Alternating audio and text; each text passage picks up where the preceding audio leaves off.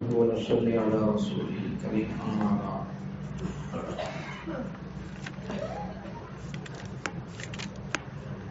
آج 28ویں پارے کا خلاصہ. 28ویں پارے کا نام اور اس کے شروع میں ایک سورہ ہے مجادلہ.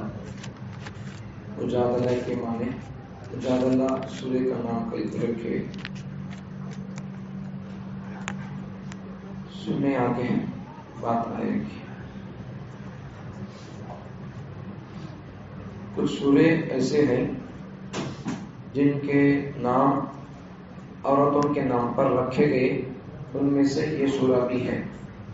جیسے سورہ مریم ہے، سورہ مجادلہ ہے، سورہ ممتحنہ ہے. ایسے کچھ سورے ہیں یہ عورتوں کے نام پر رکھے گئے. تو اس سورے کے اس کی پہلی آیت میں مجادلہ لفظ ہے، اس لیے اس کا نام مجادلہ رکھ دیے. تو اس میں اللہ تعالیٰ نے 4 چیزوں کو بیان کیا. پہلے اللہ تعالیٰ نے اس آیت میں زہار کے مسئلے کو بیان کیا. زہار کسے بولتے 21ویں پارے کے خلاص میں آپ کو بتا دیا. میں اگر کوئی آدمی اپنے بیوی سے کہے، اپنی بیوی کی پیٹھ کو یا اپنی بیوی کی ران کو کہے کہ یہ تو میرے لیے میری ماں کی طرح ہے، ایسا بول دیا تو پھر زہار ہو جاتا. اب زہار کا مسئلہ کیا ہے وہ اس سورے کے اندر آ رہی ہے، واقعے کے تحت آ رہی ہے بات. تو یہ تو زہار کا مسئلہ اس سورے میں. دوسرا منافقین اور یہودیوں کی سرگوشی کے احکامات. منافقین یہودی لوگ بھی آ کر آپ صلی اللہ علیہ وسلم سے پرسنل سے بات کرتے تھے، دیر تک بات کرتے تھے. منافقین بھی ایسا بات کرتے تھے، یہودی بھی منافقین بھی. تو اس کے متعلق بات اور آگے مجلس کے آداب اور منافقین کی حقیقت کیا ہے اللہ اس کو بیان کیا. چلے سب سے پہلے زہار کا مسئلہ. زہار کا مسئلہ کیا؟ حضرت اوس بن صامت رضی اللہ عنہ ایک صحابی ہیں، ان کی بیوی حضرت خولہ بنت ثعلبہ رضی اللہ عنہ. حضرت اوس بن صامت رضی اللہ عنہ ان کی بیوی خولہ بنت ثعلبہ سے زہار کر لیے. اس کے بعد نبی صلی اللہ علیہ وسلم کی خدمت میں آ کر کہا زہار کا تو کیا معلوم ہوا؟ پہلے زہار کو تو آدمی اپنی بیوی کی پیٹھ کو یا ران کو کہے کہ جیسا میری ماں میرے لیے حرام ہے ویسا تو میرے لیے حرام ہے، کہے بیوی کی پیٹھ یا ران کو. تو لوگ کیا سمجھتے تھے زمانہ جاہلیت میں؟ زہار کرنے کو حرام سمجھتے تھے. جیسا ماں حرام ہوتی ہے ویسا زہار کرنے کے بعد بیوی حرام ہوتی ہے، ایسا سمجھتے تھے. 21ویں پارے میں آ گیا تو زہار سمجھ میں آ گئی بات. تو اس کے متعلق حکم کیا؟ تو وہ صحابی آ کر ایک صحابی حضرت اوس بن صامت اپنے بیوی سے زہار کر لیے اور آ کر حضور سے پوچھنے لگے کہ کیا حکم ہے میرے لیے، کیا کرنا ہے بول کر بولے پوچھے آ کر. تو اس وقت تک ابھی زہار کا حکم کیا ہے، زہار کرے تو اپنی بیوی سے کیا کرنا، جب تک ابھی اس کا حکم اس کے بارے میں آیت وہی نہیں آئی تھی. تو آپ صلی اللہ علیہ وسلم کیا بول ڈالے ان کے لیے کہ میرے پاس اس کے متعلق ابھی وہی نہیں آئی ہے، اس کے بارے میں ابھی حکم نہیں آیا ہے. شاید تم اپنے ان کی بیوی سے بولنے لگے، ان کی بیوی بار بار آ کر بھی پوچھنے لگی تو تم اپنے شوہر پر حرام ہو چکی ہوئی، ان کی بیوی سے بول دیا ایسا. بعد میں حضرت خولہ بار بار بولا نہیں، بار بار آتے تھے آ کر پوچھتے تھے کیا حکم ہے، کیا حکم ہے رسول اللہ بول کر بولو. تو ان کی بیوی آ کر بولتی تھی کیا رسول اللہ ہمارے شوہر مجھے طلاق نہیں دیے حرام ہونے کے واسطے میں، بس زہار کر لیے انہوں. تو آپ صلی اللہ علیہ وسلم کیا بولتے تھے؟ میرے پاس وہی نہیں آئی ہے، اس کے بارے میں ابھی حکم نہیں آیا ہے میرے پاس بول کر بولتے تھے. تو حضور بھی ڈاؤٹ سے بولے شاید تمہیں تمہارے شوہر پر حرام ہے بول کر ڈاؤٹ سے بولے، یقین سے نہیں. تو بعد میں کیا ہو گیا، آیت نازل ہو گئی زہار کے بارے میں. زہار کے بارے میں دیکھو پہلی بات کیا، زہار کر لیے تو اپنی بیوی سے زہار کرنے والے کو دیکھو پہلے یا تو غلام آزاد کرنا. نہیں، غلام آزاد کرنے کی طاقت نہیں ہے. 2 مہینے لگاتار روزہ رکھنا، یہ بھی اس کی بھی طاقت نہیں ہے بیماری کی وجہ سے یا بڑھاپے کی وجہ سے. تو پھر آگے چل کر 60 مسکینوں کو 2 وقت کا کھانا پیٹ بھر کر کھلانا، اس کے کفارے میں یہ. اچھا اب یہ دوسری بات کیا تھی اس میں؟ ایک تو زہار کا مسئلہ بات مکمل ہو گئی. دوسری بات یہودی اور منافقین حضور سے آ کر سرگوشی کرتے تھے، پرسنل سے بات کرتے تھے، راز و نیاز کرتے تھے. اب ایسا بول کر حضور سے آ کر بات کرتے. یہودیوں کی عادت تھی کہ جب مسلمانوں کو آتا دیکھتے، پہلے یہودی کرتے کیا تھے، سنو پہلے یہودی کیا کرتے تھے آپس میں، مسلمان کیا تو سامنے سے گزرتے تو آپس میں بات کرتے تھے، ایسا ان کی طرف دیکھتے بات کرتے، ان کی طرف دیکھتے بات کرتے تھے ایسا. تو انہوں کیا مسلمان یہ دیکھ کر پریشان ہوتے تھے، انہوں معمول سی بات کرتے تو کوئی بات نہیں، بات کرتے کرتے بار بار مسلمانوں کی طرف دیکھتے رہتی، دیکھتے رہنے کا ایسا ڈیری کس میرے سے بات کرتے رہنے کا. ان کیا سمجھا سامنے سے آنے والا بھائی میرے بارے میں کیا بات کرتا ہے تو بول کر وہ آدمی پریشان مسلمان، تو ایسا پریشان ہوتے تھے. تو جا کر حضور کو بول دیے کہ رسول اللہ یہ لوگ ہمارے بارے میں سرگوشیاں کر رہی اور ہمارے خلاف کیا کیا بات کر رہی معلوم نہیں، سب بول کر. تو اس سے مسلمانوں کو تکلیف ہوتی تھی. تو جیسا یہودیاں کرتے تھے مسلمانوں کو دیکھ کر آپس سے بات چیت کرنا، سرگوشی کرنا، ایسا یہ کام یہ منافق بھی کرتے تھے، مسلمانوں کو دیکھ کر منافق بھی سچ کرتے تھے.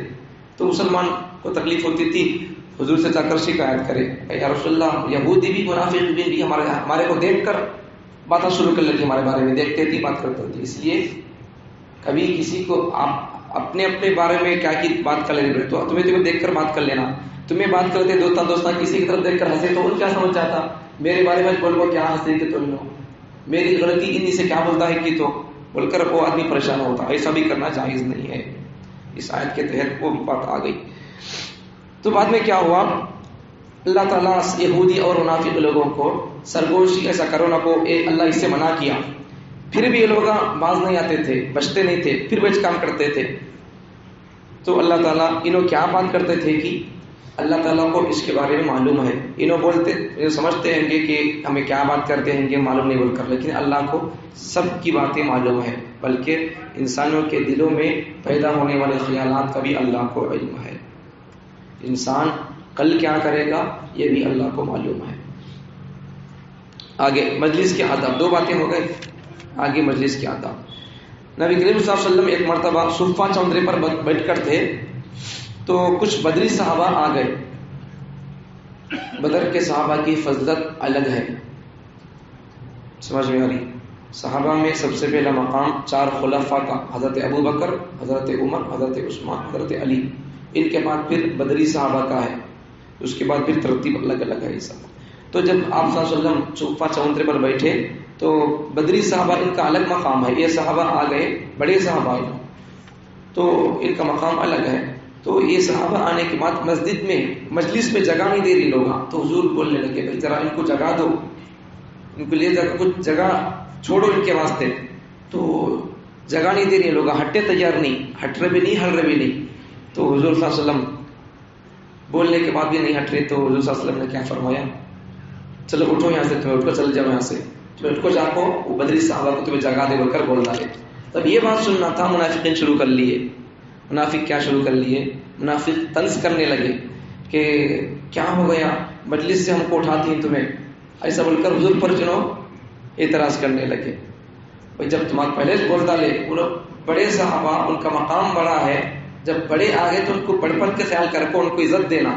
اب تمہیں انہوں تو بھی عزت نہیں دے تو کیا کرنا، تمہارا اٹھانا پڑتا. پہلے تمہارے کو تمیز سے، تہذیب سے، اخلاق سے بول ڈالے ذرا جگہ دے بول کر، تو جگہ نہیں دی، وہ ہمارا قصور نہیں ہے. تو یہاں سے بات سمجھ میں کیا آتی ہے، مجلس کے صدر کو، اگر مجلس کے صدر کو کوئی آدمی بدتمیزی کرتا ہے تو اس کو اٹھا کر چل جائے، ایسے آنا کو تو بول کر بولنے کا بھی اسے اختیار رہتا ہے. سمجھ میں آئی. مجلس کے صدر آدمی کو، بڑے آدمی کو اس کے ہینڈ اوور رہتا ہے. کوئی آدمی نافرمانی کرتا ہے، بدتمیزی کرتا ہے تو بھائی تو ہمارے مجلس میں بیٹھنے کا لائق نہیں ہے، چل جائے یہاں سے، سلام کر کے اسے جا سکتے. اچھا، اور جب آگے ملاقات سے پہلے صدقہ دینا. اب دیکھو کچھ حضرات نبی کریم صلی اللہ علیہ وسلم سے بات کرنے کے لیے تنہائی میں وقت مانگتے، ہمیں تمہارے سے پرسنل بات کرنا بول کر مانگتے، اور بات کرتے کرتے بہت دیر تک بات کرتے تھے حضور صلی اللہ علیہ وسلم سے. اب یہ دیکھ کر کیا کرے منافق لوگ، ہمیں کیا کرے، ہمیں بھی ایسا کریں گے بول کر حضور سے زیادہ دیر تک بات کرنا، حضور سے ایسا بات چیت پہ لگا دیتے تھے حضور صلی اللہ علیہ وسلم کو. تو آپ صلی اللہ علیہ وسلم اللہ کی طرف سے حکم کیا گیا، اے پیغمبر آپ ان سے کہہ دو کہ میرے سے بات کرنا بولے تو کیا کرنا پڑتا، صدقہ دینا پڑتا. اب منافق لوگوں پر نماز، یہ صدقہ، یہ عبادتیں پر بوجھ اب ان کا ہاتھ نہیں ہوتا وہ. اب وہاں سے لوگ احتیاط کرنے لگے, صدقہ کر دے تو بات کرنا ہوتا, نہیں تو نہیں بول کر. آیت نہ آ گئی تو جب لوگ محتاط ہو گئے, سمجھ میں آ, تو بعد میں یہ آیت منسوخ ہو گئی. اچھا, حزب اللہ کی کامیابی. اللہ اہل ایمان کا حال بیان کیا کہ ایسے کبھی نہیں ہو سکتا کہ وہ ان لوگوں سے پیار کریں جو اللہ اور اس کے رسول کے مخالف ہوں. اللہ رسول کے جو لوگ دشمن ہوتے ہیں, مخالف ہوتے ہیں, ایمان والے لوگ ان سے محبت نہیں کرتے. ایمان والے سے محبت کرتے, اللہ کے دوستوں سے محبت کرتے, اللہ والوں سے محبت کرتے. تو دیکھو, بعض صحابہ جب اپنے باپ یا بیٹے سے اسلام کے خلاف کوئی بات سنتے تو ان سے انتقام لیتے.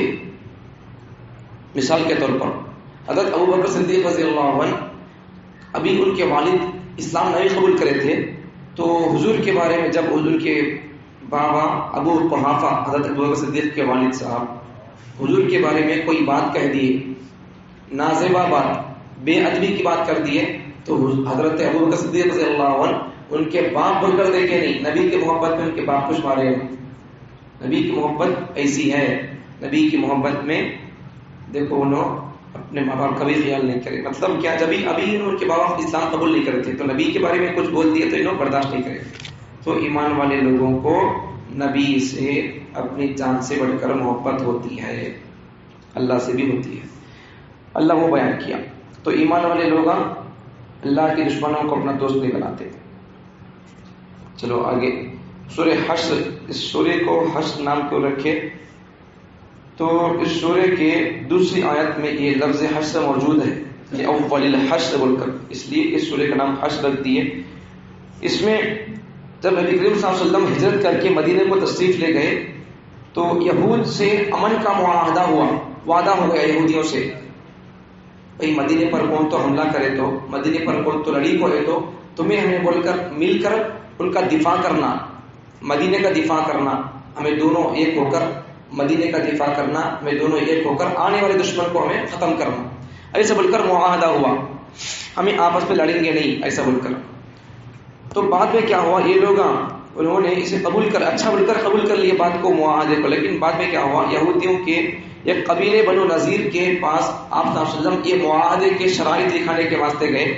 تو انہوں نے سازش کیا کی, اب یہ معاہدہ ہوا, سو معاہدہ لکھانے کے واسطے گئے یہودیوں کے ایک قبیلے کے پاس. تو وہ لوگ پلان ڈالے, حضور کچھ مار ڈالنا بول کر پلان ڈالے, لوگ اوپر سے موٹا چٹان بنڈا ڈالنا بول کر پلان کرے. اب یہ حضور کو معلوم نہیں تھا, سمجھ گیا. حضور کو آج بھی کچھ لوگ عالم الغیب سمجھتے ہیں, حضور کو علم غیب کا علم ہے سمجھتے ہیں. یہاں سے بات سمجھ میں آتی ہے اور بہت ساری آیتوں سے بات ثابت ہوتی ہے, حضور کو علم غیب نہیں تھا. بعد میں اللہ تعالیٰ وحی کے ذریعے سے حضور کو بتا دیا کہ پیغمبر آپ کو یہ لوگ نقصان پہنچانا چاہتے ہیں, آپ وہاں سے اٹھ کے چلے جاؤ. تو آپ صلی اللہ علیہ وسلم وہاں سے اٹھ کر چلے گئے. بعد میں ان لوگوں کی اشارات کو دیکھ کر آپ صلی اللہ علیہ وسلم نے یہودیوں کو مدینے سے نکال دیے. ایک بار تو مدینے سے حضور نکال دیے, بعد میں حضرت عمر بن خطاب رضی اللہ عنہ پورے ان کی خلافت کے دور میں پورے جزیرہ عرب سے ہی, عربستان سے ہی یہودیوں کو نکال دیے. مسلمانوں کے کٹر دشمن یہودی لوگ, سمجھ میں آ رہا, ان سے یہ سب فتنے اور بہت سارے لڑائیاں یہ سب ہو رہے, سو ان کے طرف سے یہودیوں پر دجال کا ہاتھ ہے. دجال کے یہ سب لوگ نمائندے. تو بہرحال یہود منافقین کے کہنے, اچھا اب دیکھو آپ صلی اللہ علیہ وسلم کیا کریں, ان کو چند دن کی مہلت اور مدت دیے, مدینہ چھوڑ کر جانے کے بعد چند دن کی مہلت دیے جاؤ بول کر. لیکن اوپر سے منافقہ مسلمان لوگ, لیکن اندر سے انہوں مسلمان نہیں ہو, اوپر سے مسلمان تھے. تو یہ لوگ یہودیوں کو بولنے لگے, ارے بھائی تمہیں کیا ابھی ڈرنے کی ضرورت نہیں, تمہیں مدینے میں رک کر رہو, تمہاری کتنے دن کی مدت ہے گی, اس کے بعد تمہارا جاول کا بولے نہیں کیا, وہ مدت تمہاری ختم ہونے کے بعد بھی تمہیں مدینے میں رہو, ہمیں تمہاری مدد کرتی, ہمیں تمہارا ساتھ دیتی بول کر یہ لوگ ان کو ایسا ہمت دینے لگے, یہ منافقین. تو بعد میں یہ بات معلوم ہوئی صحابہ کو, تو صحابہ حضور سے بولے. تو حضور صلی اللہ علیہ وسلم کیا کرے, صحابہ اور حضور مل کر ان لوگوں کے قلعے کا محاصرہ کیا, اطراف میں راؤنڈ آف کیا ان کو. بعد میں ان لوگوں کو مجبور کر ڈالے. بعد میں اس یہودی لوگ کیا کر ڈالے, اپنے ہتھیارات کو ڈال کر بقیہ دوسرے سامان لے کر مدینہ چھوڑ کر چلے گئے. وہی پرانی ایک مرتبہ تو آپ ان کو جلا وطن کیے, بعد میں حضرت عمر رضی اللہ عنہ ان کو عرب سے ہی نکال دیے. اچھا آگے, اب ایسا لڑائی کے بغیر مال ہاتھ کو آ گیا تو اس مال کو مال فی بولتے. اب یہ مال کسے دینا, کسے ملتا؟ رسول, 5 مصارف اس کے, ایک تو رسول اللہ کو, دوسرا ان کے رشتہ داروں کو, تیسرا مسکینوں کو, یتیموں کو اور مسافروں کو, ان کو ملتا. اس میں اس آیت میں اللہ کا نام بھی آیا ہے, لیکن اللہ کا نام برکت کے لیے آیا ہے. اچھا آگے, صحابہ کا ایثار. حضرت انصار مدینے کے لوگ, انہوں مہاجر لوگوں سے جو لوگ مکے سے ہجرت کر کے آئے تھے ان کا بڑا عزت احترام اور قدر کرتے تھے.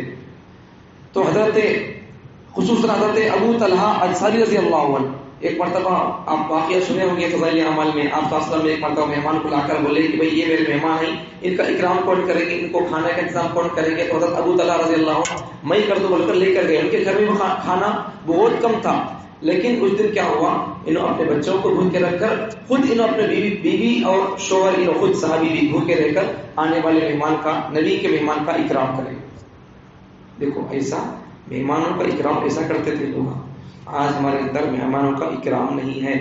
مہمانوں کا ہمیں اکرام کرنا. مہمان آنے والا اپنی روزی خود لے کر آتا, مہمان آ گیا تو سمجھو کہ برکت لے کر آیا, اللہ کی رحمت ہماری طرف توجہ ہوئی ہے.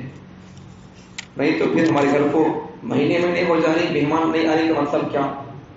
اللہ ہمارے سے اپنی رحمت نہیں برسا رہا ہمارے اوپر, اللہ کی رحمت ہماری طرف متوجہ نہیں ہے. اس لیے مہمانوں کو بلاؤ, اپنے گھروں کو, اپنے بہن کو, بھائی کو, ماموں, تمہارے سگے کون کو نہیں. اور ایک مرتبہ آ جاؤ, بہت دن ہو گیا, آ جاؤ, دل چاہتا ہے ایک مرتبہ آ جاؤ ہمارے گھر میں, عید کر لیں گے, دعوت کر لیں گے خوشی سے, ایسے بول کر بلاؤ. مہمان آتا ہے تو مہمان کے آنے سے روزی بڑھتی ہے, وہ خود اس کی روزی لے کر آتا ہے. سمجھ گیا؟ اچھا, اور آگے اللہ تعالیٰ یہود کے ایک اور قبیلے بنو قینقاع, یہ بھی یہودیوں کا ایک قبیلہ, بنو نذیر, بنو قریظہ اور بنو قینقاع, یہ سب یہودیوں کے قبیلے ہی ہیں. انہوں نے بھی نبی کریم صلی اللہ علیہ وسلم کے ساتھ معاہدہ امن کیا تھا, پھر خود ہی جنگ کے لیے تیار ہو گئے, نہیں لڑیں گے, یہ سب کیا نہیں ہوگا, اچھے رہیں گے بول کر معاہدہ ہوا. لیکن بعد میں لوگ اپنا عہد وعدہ توڑ دیے, حضور مسلمانوں سے جنگ کے لیے تیار ہو گئے لوگ. بعد میں آخرکار مسلمان جیت دیے, یہ لوگ ہار دیے, بعد میں ان کو بھی مدینے سے نکال دیے یہودیوں کو. آگے منافق دیکھو, منافق لوگوں کی مثال شیطانوں کی طرح ہے. شیطان بھی کیا کرتا, لوگوں کو اکسا کر کفر پر مجبور کرتا, شرک پر مجبور کرتا. شیطان بھی آخرکار شیطان کیا کرتے تھا, لوگوں سے گناہ کرا کر ان کو جہنم کا مستحق بنا کر شیطان کیا کرتا, اپنی براعت کا اظہار کرتا. میں تمہارے کو کرو بول کر بولوں کیا, نماز کو تمہاری جانک بولوں کیا تم تمہیں, بعد میں جنگ کہتا بولا سوتاس میں تجھے جانک کو کب تو بولوں کیا, میں تھی قرآن پڑھنا کو کب تو بولوں کیا, میں بعد میں پڑھی کہتا اتنا بولتی ہوتا اس میں. شیطان میں تیری اختیار تھا, تو میری بات نہیں سناتا تھی, کون سنے والے میری بات, میں پہلے تیرا دشمن بول کر تیرا خدا بار بار پڑھنے بول رہا ہے, تمہارے ابا آدم بھی بولے میں دشمن بول کر تمہارا, پھر تم میری بات نہیں سنے, یہ کون سنے والے میری بات. شیطان یہ بولتا. تو جیسا شیطان ہم کو برباد کر کے اپنی برات کا اظہار کرتا, ویسا منافق لوگ ہم بھی یہ کام کرتے, لوگوں کو برباد کر کے تمہاری بات کون سنو بولا, تمہارے اختیار تھا, تمہیں نہیں کرنا تھا, تمہیں کرنا تھا, ہماری بات کہیں سنے. ایسا یہ لوگ ایسا کرتے تھے. اسی طرح منافق بھی یہود بنو نذیر سے کہہ رہے تھے کہ تم آپ صلی اللہ علیہ وسلم ان کو مدینے کے اندر رہنے کے لیے کچھ مدت دیے, تم اعتدال رہنا, اس کے بعد تمہیں چلے جاؤ بول کر. تو یہ منافقہ جا کر ان کو ہمت دیتے تھے, بولتے تھے تمہیں ہاں چلو بھائی ہمیں تمہاری مدد کرتے بول کر بولتے تھے. بعد میں جب ان پر سختی سے نکالنے کا موقع آتا تو جب یہ لوگ کیا کرتے تھے, جیسا شیطان بولتا تھا ویسا جنوں بولتے تھے, ہمیں تمہارے کو بولے تھے بھائی, ہمیں تمہارا ساتھ دیتے, مدد کرتے بول کر. اب ہمیں نہیں دیتے بھائی, اب بولتا نا ہمارا کام بولنے چکے بول لیتا, ہمیں نہیں دیتے, میں ساتھ نہیں دیتے بول کر ایسا منہ بولی باتیں بولتے تھے لوگ شیطان کے سر کا. اچھا آگے سورہ کے آخر میں اللہ کے ناموں کو ذکر کیا. اللہ کے پیغمبر نے فرمایا کہ اللہ کے 99 نام ہیں. حدیث کی کتابوں میں اللہ کے اور بہت سارے نام ہیں. تورات میں بھی نام ہے اللہ کے, زبور میں, انجیل میں نام ہے, قرآن میں بھی نام ہے اللہ کے. بہرحال اللہ کو اچھے ناموں سے پکارنا. آگے سورہ ممتحنہ, ممتحنہ مانا کیا؟ امتحان لینے والی. اس میں عورتوں کا امتحان لیا گیا. جو عورتیں مکے سے ہجرت کر کے آئے مدینے کو، ان کا امتحان لیا گیا. اچھا، پہلے اللہ تعالیٰ اس آیت، پہلی آیت میں اللہ تعالیٰ فرما رہی کہ اس کا ایک بیک گراؤنڈ، پس منظر. صلح حدیبیہ کے موقع پر، حدیبیہ کے بعد جب کفار کی طرف سے صلح حدیبیہ کی عہد شکنی کی گئی، معاہدہ ہوا تھا حدیبیہ کے موقع پر. کیا معاہدہ ہوا تھا؟ بولتے ہوئے بھی نبی کریم صلی اللہ علیہ وسلم نے قریش مکہ کو اطلاع کرا دی کہ اب وہ معاہدہ باقی نہیں رہا. مدینے میں نبی کریم صلی اللہ علیہ وسلم نے مکے پر حملے کی تیاری شروع فرما دی. مکے کی ایک عورت سارا نامی مالی مدد کے لیے آئی ہوئی تھی، تو اس کے ذریعے حضرت حاطب بن ابی بلتا رضی اللہ عنہ نے اپنے اہل وعیال کی خاطر جو مکے میں تھے قریش پر احسان کرنے کے لیے خط بھیجا کہ نبی صلی اللہ علیہ وسلم تم پر ان قریب حملہ کرنے والے ہیں. تو اس کے متعلق اللہ نے فرمایا، مدینے میں رہنے والے ایک صحابی مکے میں رہنے والے، جب مکے کے لوگ وعدہ جو ہوا تھا صلح حدیبیہ کے موقع پر، صلح حدیبیہ مکے سے کتنے کلومیٹر ہے، مدینے سے کتنے کلومیٹر ہے، میں پرسوں بتا دیا تھا. مکے سے 18 کلومیٹر دور پر ہے اور مدینے سے 410 کلومیٹر دور پر ایک مقام ہے صلح حدیبیہ. یاد رکھو چھوٹی چھوٹی باتیں، میں بولنا بول تو کہاں سے بولنا، کتنے بار بولنا، یاد رکھو چھوٹی چھوٹی باتیں. تو حدیبیہ، صلح حدیبیہ کا مقام مکے سے 18 کلومیٹر دور پر ہے اور مدینے سے 450 کلومیٹر دور پر ہے. تو وہاں ایک معاہدہ ہوا تھا، تفصیل سے پرسوں کے بارے میں آئی تھی بات 26ویں بارے میں. تو وہاں کے لوگ ان سے معاہدہ جو ہوا تھا مکے والوں سے، وہ لوگ وعدہ توڑ دیے اور ایسی باتیں اور ایسے شرط لگائے تھے. مسلمانوں میں سے کسی کو ان کے شرطیں پسند نہیں تھے. آگے بات آتی تو مدینے کے مسلمان صحابی کیا کریں، مکے والوں کے لیے ابھی لوگوں عہد توڑ رہا ہو تو کیا کریں، آپ صلی اللہ علیہ وسلم ان سے لڑنا جنگ کرنا بن کر انہوں وعدہ توڑ دیے، بات پر نہیں رہے، انہوں بات سے مکھر گئے. تو ان سے لڑائی کے لیے آپ صلی اللہ علیہ وسلم تیاری کرنے لگے مدینے میں. تو وہ آدمی ایک صحابی مدینے کے حاطب بن ابی بلتا رضی اللہ عنہ، ان کے بیوی بچے مکے میں تھے. تو انہوں خط لکھے، ایک عورت آئی تھی مدینے کو، تو اس کے ذریعے سے خط دے کر بھیجے مکے کے لوگوں کو. بھائی ان کے ایک دوست تھے مکے میں کافر، تو ان کے لیے خط لکھ کر بھیجے کہ آپ صلی اللہ علیہ وسلم یہاں مدینے میں رہ کر مکے پر حملہ کرنا اور تم پر حملہ کرنے کی تیاری کر رہے ہیں.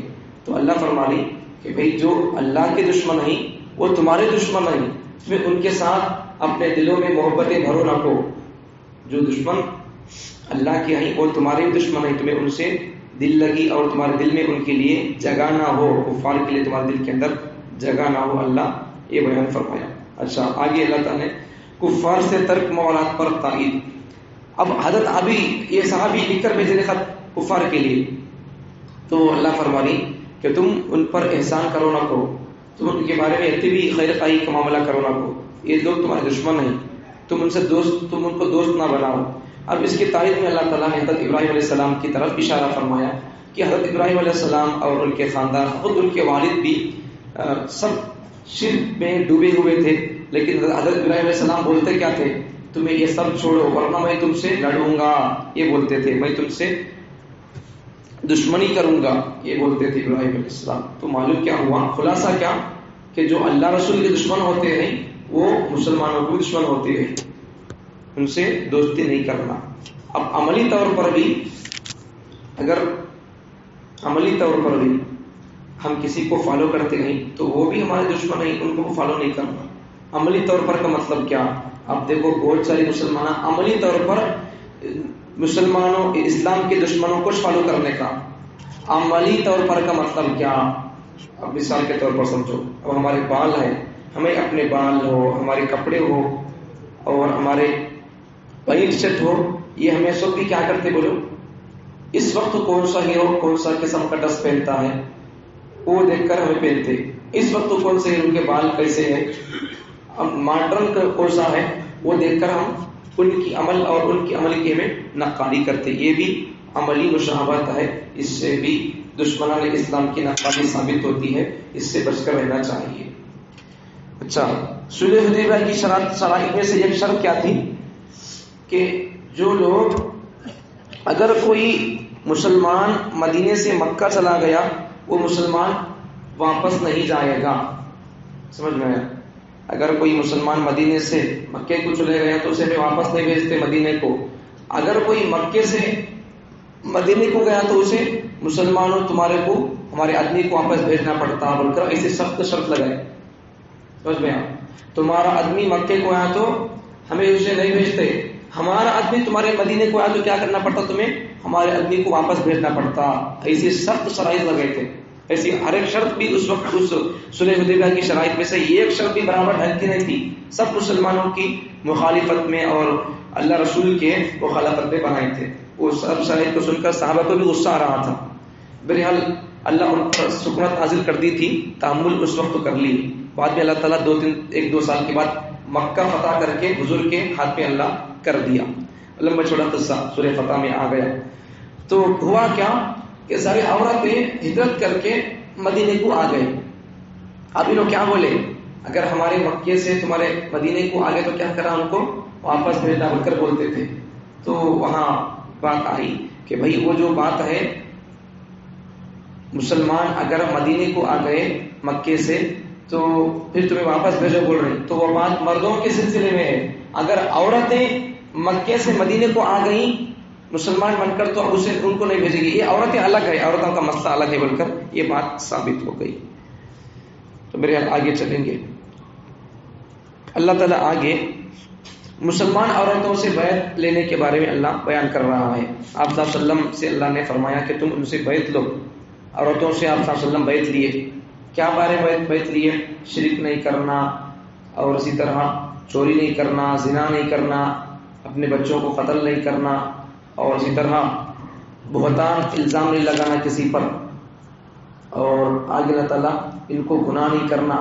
یہ سب چیزوں پر اللہ کے نبی صلی اللہ علیہ وسلم پر بیعت لیے. اور عورتیں جب بیعت کرتے ہیں تو مرد پر یا ان کا جو شیخ ہوتا ہے ڈائریکٹ ان پر ہاتھ رکھ کر بیعت نہیں کرتے. مرد تو ہاتھ رکھ کر بھی بیعت کر سکتے ہیں, لیکن عورتوں کے لیے بیعت کا سلسلہ کیسا ہے, ان کا مرحلہ پردے میں رہتے عورتیں پردے کے ساتھ یا تو ان کو کپڑا دے دیتے پکڑنے کے لیے یا پھر رستے دیتے پکڑنے کے لیے. عورتیں رستے پکڑ لیتے, اس کے ذریعے سے بیعت کے کلمات پڑھاتے, استغفار وغیرہ تو گناہوں سے توبہ وغیرہ کراتے. آگے سورہ صف ہے. بہرحال آگے بڑھی. اس سورت کے اندر بھی اسلام غالب آئے گا, اور صحابہ کو خواہش ہوتی تھی کہ کون سی آیت نازل ہوئی ہے, اللہ کو کون سا کام سب سے زیادہ پسند ہے, یہ آ کر صحابہ پوچھتے تھے. آگے بڑھیں گے. سورہ جمعہ, سورہ کا نام جمعہ, اس میں جمعے کے احکام بیان کیے گئے. اس میں بھی اللہ تعالیٰ پیغمبر صلی اللہ علیہ وسلم کے مقاصد کو بیان کیا. بہت ساری جگہ بات آ گئی ہے. یہ قرآن آیتوں کی تلاوت کریں گے, امت کے نفس کا تزکیہ کریں گے, اور کتاب کا علم اور حکمت سکھائیں گے, یہ سب چیزیں. اور اس میں حضرت امام ابو حنیفہ رحمۃ اللہ علیہ کی پیشین گوئی بھی ہے, جو آخرین منہم لما الحقوا بہم میں امام ابو حنیفہ ہمارے امام سب جن کو ہم فالو کرتے, ان کی پیشین گوئی بھی ہے. بہرحال اور آگے یہودیوں بنی اسرائیل کا تذکرہ ہے کہ یہ لوگ اپنی کتاب میں تورات میں ان کو معلوم تھا کہ حضور کی صفات کیا ہیں, یہ سب ان کو معلوم تھا, لیکن پھر بھی حضور کو یہ لوگ نبی نہیں مانتے تھے. تو ان کی مثال کیسی ہے, گدھے کی طرح ہے. گدھے کے پاس اگر گدھا کتابوں کو کھا لینے سے اس کے پاس علم نہیں آتا, تو ان کے پاس علم تو ہے لیکن یہ لوگ عمل نہیں کر رہے. حضور کو یہ لوگ تورات میں پڑھ کر ہے حضور کی صفات کا عمل کر رہے, حضور کو نبی مانے تیار نہیں لوگ اپنے علم کی وجہ سے, ناقص علم کی وجہ سے. تو آگے اللہ تعالیٰ جمعے کے احکام بیان کیا. جب جمعے کی پہلی اذان ہو جائے تو کیا کرو, اپنے تجارت کو اپنے بزنس کو چھوڑ کر نماز کے لیے آنا چاہیے, ورنہ اگر کوئی آدمی جمعے کی پہلی اذان سن کر اپنے کام میں مصروف ہوتا ہے تو یہ ناجائز ہوتا ہے, ناجائز ہے. اور آگے اللہ تعالیٰ نے جمعے کے احکام بیان کر کے آخر میں وہی بیان کیا کہ بھائی جب تم نماز پڑھ لو تو اللہ تعالیٰ فرمانے کہ تم نماز پڑھنے کے بعد کام وغیرہ کر لو, لیکن نماز کے وقت میں جمعے کی نماز کے وقت میں نماز کو آ جاؤ. اچھا, اس میں ایک واقعہ بھی ہے. ہوا کیا کہ پہلے زمانے میں اس وقت کیا ہوتا تھا کہ ایک مرتبہ آپ صلی اللہ علیہ وسلم جب کو اس وقت کیا ہوتا تھا, اب تو ہمیں جمعے میں کیا کرتے, پہلے خطبہ پڑھتے بعد میں نماز پڑھتے, لیکن جب تک ابھی یہ حکم نہیں آیا تھا، ایک مرتبہ ہوا کیا کہ صحابہ رضی اللہ عنہ، بعض صحابہ کیا کریں کہ اذان ہو گئی تو نماز آئے، نماز پڑھ لیے جمعے کی. اس وقت کیا ہوتا تھا، اب کے سر کا نہیں تھا، پہلے نماز ہوتی تھی، نماز کے بعد خطبہ ہوتا تھا. اب نماز پڑھنے کے بعد صحابہ کیا کرے، تجارتوں کے حافل آری بول کر نماز پڑھ لے، نماز سے فارغ ہو کر تجارت کے لیے چلے گئے، خطبے کے دوران چلے گئے، نماز پڑھنے کے بعد چلے گئے. تو اس کے بعد کیا ہو گیا، آپ صلی اللہ علیہ وسلم ان کو بتائی بھائی ایسا نہیں کرنا چاہیے. اس لیے اس وقت اس کے بعد سے، اس واقعے کے بعد سے کیا کر دیے آپ صلی اللہ علیہ وسلم، جمعے کی نماز کے سسٹم کو بدلا دیے، پہلے خطبہ بعد نماز. نہیں تو پہلے کیا تھا، پہلے نماز پڑھتے تھے، جمعے کی بعد خطبہ دیتے تھے. اس واقعے کے بعد آپ صلی اللہ علیہ وسلم جمعے کی نماز کا سسٹم بتا دیے، پہلے خطبہ پڑھتے بعد نماز پڑھتے. تو اس لیے کیا کرو، جمعہ کی اذان ہوگی تو اپنے کاموں کو چھوڑ کر نماز کو آ جانا. آگے منافقین کا تذکرہ ہے. منافق لوگ آپ صلی اللہ علیہ وسلم کے سامنے بولتے تھے تمہیں رسول بول کر، لیکن دل میں ان کی تصدیق نہیں ہوتی تھی، چونکہ مجھ سے بولتے تھے یہ لوگ. آگے تغابن ہے، سورۃ تغابن. اللہ تعالیٰ کی تخلیق کو اللہ بیان کیا، مومن اور مسلمان، کافر، اور اللہ تعالیٰ نے آسمانوں کو زمینوں کو پیدا کیا. یہ سب چیزیں اللہ کے ملکیت میں ہے، اللہ کے اختیار میں ہے. اب اس کا تقاضا کہ اللہ ساری چیزوں کو پیدا کیا، تو اس کا تقاضا کیا کہ آدمی اللہ کی عبادت کرنا، اللہ کو خالق مالک ماننا نہیں. لیکن اس میں سے بھی اللہ کو ماننے والے بندے الگ ہیں اور اللہ کا انکار کرنے والے بندے بھی ہیں. اور کون اللہ کو ماننے والے، کون انکار کرنے والے، اللہ ان کو بہتر جانتا ہے. بہرحال آگے بڑھیں گے. اس میں اللہ تعالیٰ نے بیوی بچوں کے سلسلے میں اللہ بیان کیا کہ بیوی بچے بھی ایک حساب سے آدمی کے لیے فتنہ ہی ہے.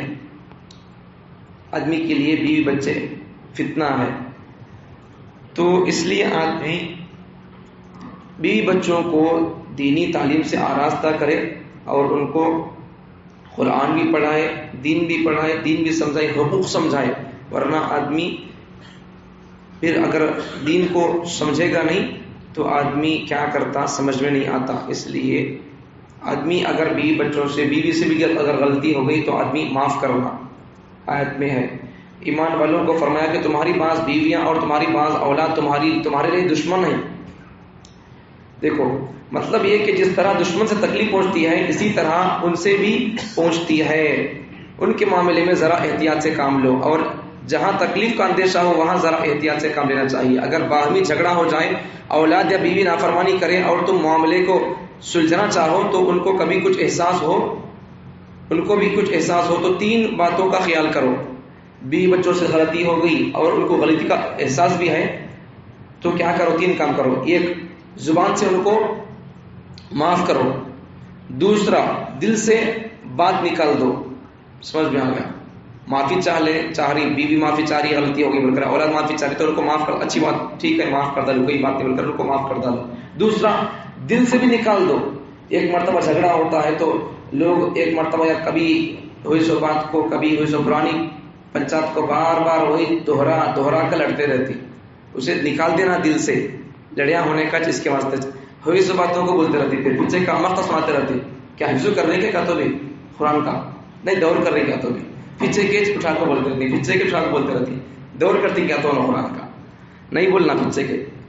اس سے اور جھگڑے بڑھتے رہتے، اور دشمنیاں بڑھتی، اور غلطیاں. آپ بعد میں کیا کرتے، اور غلطیاں ایک دوسرے کے اٹھا رکھ کو نوٹ کر رکھو. پھر لڑی کا بدی جب پھر اٹھا کر پھر بولیں گے، وہ پھر شروع سے، پھر الف لام میم سے، پھر سورہ فاتحہ سے پھر شروع کریں گے پنچات پوری.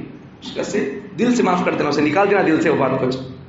آئندہ اس کا کبھی تذکرہ نہیں دے. یہ بات بھی ہے دیکھو، آئندہ اس کا کبھی تذکرہ نہیں کرنا ہوئی سو پنچات کا. بہرحال آگے سورہ طلاق ہے، اس میں اللہ تعالیٰ طلاق کے احکام بیان کیا ہے. بیویوں کو، اگر شوہر کو بھی بیوی کو اللہ سے ڈرنا چاہیے، تقویٰ اختیار کرنا چاہیے. سمجھ میں آ رہا؟ طلاق کب دینا، کیسا دینا، وہ اللہ اس میں اس کے احکام بیان کیا ہے.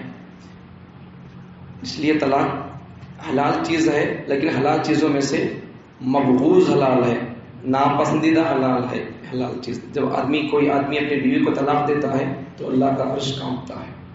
اس لیے چپکے طلاق بیویوں کو نہیں دینا، دھمکی بھی نہیں دینا. اس سے سمجھ میں آ رہا؟ تو طلاق کب دینا وہ اللہ اس کے اندر بیان کیا احکام. باقی کی حالت میں بیوی کو طلاق دے سکتے، اور ایک طلاق دینا، ایک طلاق دیے تو اس کے بعد بیوی کو گھر میں رکھنا. ایک طلاق دینے کے بعد پھر رجوع کرنے کا اختیار رہتا. سمجھ میں آ رہا؟ ایک طلاق دے دی بیوی کو پاکی کی حالت میں، اب بیوی کو میسج کر دیے، پھر بات چیت کر دیے، تو معافی تافی ہو گئی، تو پھر نئے نکاح کی پھر ضرورت نہیں ہوتی ہے. سمجھ میں آ رہا؟ تو اس لیے آدمی پاکی کی حالت میں طلاق دے اور ایک ہی طلاق دے. ضرورت پڑی تو یسٹا اوور اس کا پانی سر سے اوپر چڑھ گیا تو وہ کام کرنا، چپ کے ڈراتے دھمکاتے نہیں رہنا. اچھا، اب ایک طلاق دیے تو کیا کرنا؟ گھر میں رہتی بیوی، اس کا نان ناشتہ کھانا پانی سبھی شوہر کے ذمہ رہتا. رجوع کا اختیار رہتا نہیں، رجوع کر سکتے تو رجوع کا اختیار رہتا ہے، اس لیے گھر میں رہ کر اس کا خرچ وغیرہ برداشت کر لینا. اچھا، اگر آدمی بیوی سے تنگ آ گیا، طلاق دینا چاہتا ہے تو طلاق کب دے؟ طہر میں دے. طہر کا تو کیا؟ پاکی کی حالت میں، اور وہ بھی جس طہر میں آدمی پاکی کی حالت میں بیوی سے صحبت نہ کیا ہو، تو اس طہر میں آدمی طلاق دے. کئی کو ایسا بولے تو عورت کو طلاق کے بعد عدت گزارنے میں آسانی ہوتی ہے. ابھی ان بیوی سے صحبت بھی کر دیا، بعد میں طلاق بھی دیا، تو اسے پھر عدت گزارنا بولے تو بڑی عدت گزارنا پڑتا اسے، یا تو بچہ پیدا ہونا، یا پھر بولے تو پھر اس کی بڑی عدت گزارنا پڑتا. اس لیے عورتوں کو اگر طلاق دینا ہے تو کیا کرو؟ پاکی کی حالت میں دو، اور صحبت نہیں کر کو رہنا، تب طلاق دے سکتے. اچھا، اگر کسی عورت کو حیض نہیں آ رہا تو کیا کرنا؟ چھوٹی بچی ہے یا پھر بڑی عورت ہے، اسے حیض نہیں آ رہا ہے، مہینے میں جو آتا ہے ان کو طبیعت ناساز ہو کر، تو انہیں کیا کرنا؟ ان کی عدت کیا ہے؟ قرآن فرماتا ہے، قرآن کہتا ہے کہ ان کی عدت ثلاثۃ اشہر، ان کی عدت 3 مہینے ہے، 3 حیض ہے، 3 مہینے وہ انتظار کرے. دیکھو ان کی عدت 3 مہینے ہے. اب اچھا، حاملہ عورت کو اگر طلاق دیے تو ان کی عدت کیا؟ وضع حمل، بچہ پیدا ہو گیا تو ان کی عدت پوری ہو جاتی ہے. سمجھ میں؟ یہ سب چھوٹے موٹے مسائل ہیں، یہ سمجھنا ان مسائل کو. آگے سورہ تحریم. اچھا، سورہ تحریم میں سنو، اس میں پہلا لفظ تحریم ہے، اس لیے نام تحریم رکھے. سنو آگے، سنو بول تو اسے. اس میں ایک واقعہ بھی ہے اس صورت میں. اس واقعے کا ذکر ہے جس میں نبی صلی اللہ علیہ وسلم نے اپنے اوپر شہد کو حرام قرار دیا تھا، اس وجہ سے اس سورہ کا نام تحریم رکھ دیا. واقعہ کیا ہے اس میں کہ آپ صلی اللہ علیہ وسلم عصر کے بعد روزانہ اپنی بیویوں کے پاس جاتے تھے، ان کے حالات معلوم کرنے کے لیے، ان کی کیا حالت ہے، کیا ہو رہا ہے، کیا نہیں، ان کی زندگی کو اور ان کی گھروں کی باتوں کو اور گھروں کے حالات کو، گھر میں کیا ہونا کیا نہیں، یہ معلوم کرنے، حالات کے معلوم کرنے کے لیے گھر میں جاتے تھے. عصر کے بعد تمام بیویوں کے پاس جا کر آتے تھے. ایک مرتبہ ہوا کیا، ایک مرتبہ آپ صلی اللہ علیہ وسلم کسی بیوی کے گھر کو جا کر دوسری بیوی کے پاس گئے تو وہ بیوی کہنے لگی کہ یا رسول اللہ آپ کے منہ سے کچھ بو آ رہی ہے. تو آپ صلی اللہ علیہ وسلم پریشان ہو گئے. تو وہ بیوی بولنے لگی یا رسول اللہ کیا تو آپ پہلے میرے سے پہلے جس بیوی کے پاس گھر میں گئے تھے انہوں کیا تو آپ کو کھانے کے لیے دیے کیا، پینے کے لیے دیے کیا؟ ہاں انہوں شہد دی تھی تو میں شہد پی لیا تھا. تو انہوں بولنے لگے کہ شاید وہ شہد میں ہی ایسی پاس ہوگی، ایسے بدبو ہوگی، ایسا بول کر بول دیے. بعد میں آپ صلی اللہ علیہ وسلم انہوں کہیں بولے تو سوگنوں کے اندر نہ اتفاقی تھی، دشمنی تھی بول کر ایسا نہیں بولے. آپ صلی اللہ علیہ وسلم میرے پاس رہنا، میرا کھانا بول کر ایسا بولتے تھے. وہ دوسری سوگن سے دشمنی رکھ کر نہیں بولتے تھے. حضور کی بیویاں بھی میرے پاس کھانا، میرا پکا ہوا کھانا بول کر ایسا بولتے تھے. تو آپ صلی اللہ علیہ وسلم قسم کھا لیے کہ بھئی میں آج کے بعد کبھی شہد نہیں کھاؤں گا. تو اللہ تعالیٰ آیت نازل کر دیا، اے پیغمبر ہم جو چیز حرام کر دیتے ہیں آپ اسے حرام نہیں کر سکتے، جسے ہم حرام کر دیتے ہیں آپ اسے حلال نہیں کر سکتے. مطلب کیا کہ نبی کے بھی اختیار میں نہیں ہے حرام چیز کو حلال کرنا. سمجھ میں آ گیا؟ اگر کوئی آدمی اپنے کسی بیوی کو طلاق دے دیا تو نبی پڑھے تو بھی نکاح حلال نہیں ہوتا. وہ سمجھ میں آ رہا؟ اس لیے طلاق چپ کے دینا نہیں کوئی بھی. وہ سب پنچایت ہو گئی تو بعد میں کسی سے پوچھ کر، عالم صاحب سے، مفتی صاحب سے پوچھ کر میرے گھر کی پنچایت ایسی ہے کیا کرو بول کر بولے تو انہوں تمہارے کو سولوشن بتاتے کیا کرنا بول کر، کیا کرے تو سدھرتی بیوی وہ بتاتے ہو. بہرحال فرشتوں کا تذکرہ، فرشتوں سے گناہ نہیں ہوتا، وہ بات بتائی گئی ہے. بہرحال ختم کریں گے بات کو، لمبی چوڑی ہو جائے گی. اس سورے کے آخر میں اللہ تعالیٰ نے حضرت لوط اور حضرت نوح علیہ السلام کی بیویوں کا ذکر کیا. ان کی بیویاں ایمان نہیں لائے تھے، تو بہرحال بیویاں ہو یا بچے ہو، کس کے بھی کیوں نہ ہو، چاہے وہ پیغمبروں کے بچے ہو یا پیغمبروں کی بیویاں ہی کیوں نہ ہو، اگر ان کے پاس ایمان نہیں ہے، عمل نہیں ہے، تو پھر اللہ تعالیٰ ان کے حق میں اچھا فیصلہ کبھی نہیں کریں گے. سمجھ میں آ رہا؟ امیر صاحب کے بیٹے، مولوی صاحب کے بیٹے بڑھ کر اللہ نہیں دیکھیں گے، امیر صاحب کا بھائی مولوی صاحب کا بھی اللہ نہیں دیکھیں گے. ان کے پاس ایمان ہے کیا، اللہ ہی دیکھتے بس. نوح علیہ السلام پیغمبر تھے لیکن ان کا بیٹا ایمان نہیں لایا. 3 بیٹے تو اچھے تھے لیکن ایک بیٹا ایمان قبول نہیں کیا، ان کی بیوی بھی ان پر ایمان قبول نہیں کری. لوط علیہ السلام پیغمبر ہے، ان کی بیوی ایمان قبول نہیں کری. حضرت ابراہیم علیہ السلام، ایسے کتنی مثالیں ہیں. حضرت ابراہیم علیہ السلام بیٹے نبی ہیں لیکن باپ ایمان قبول نہیں کرے. ہوا کیا؟ ہم سمجھانا کیا ہے، تو اللہ تعالیٰ کسی کے عہدے کو، کسی کے علم کو دیکھ کر ان کے بیوی بچوں کو اللہ تعالیٰ معاف نہیں کرتے. ان کے بیوی بچے بھی ایمان پر، اعمال پر ہے تو تب اللہ ان کو معاف کر سکتے. اللہ تعالیٰ مجھے اور آپ کو، ہم خود بھی اچھا بننے کی توفیق عطا فرمائے اور اپنے بیوی بچوں کو بھی اچھا بنانے کی توفیق عطا فرمائے. الحمدللہ رب العالمین. اللهم صل علی محمد وعلی آل سیدنا محمد وبارک وسلم. ربنا آتنا في الدنيا حسنة وفي الآخرة حسنة وقنا عذاب النار. ربنا ظلمنا أنفسنا وإن لم تغفر لنا وترحمنا لنكونن من الخاسرين. اللهم أعنا على ذكرك وشكرك وحسن عبادتك برحمتك يا أرحم الراحمين. والحمد لله رب العالمين.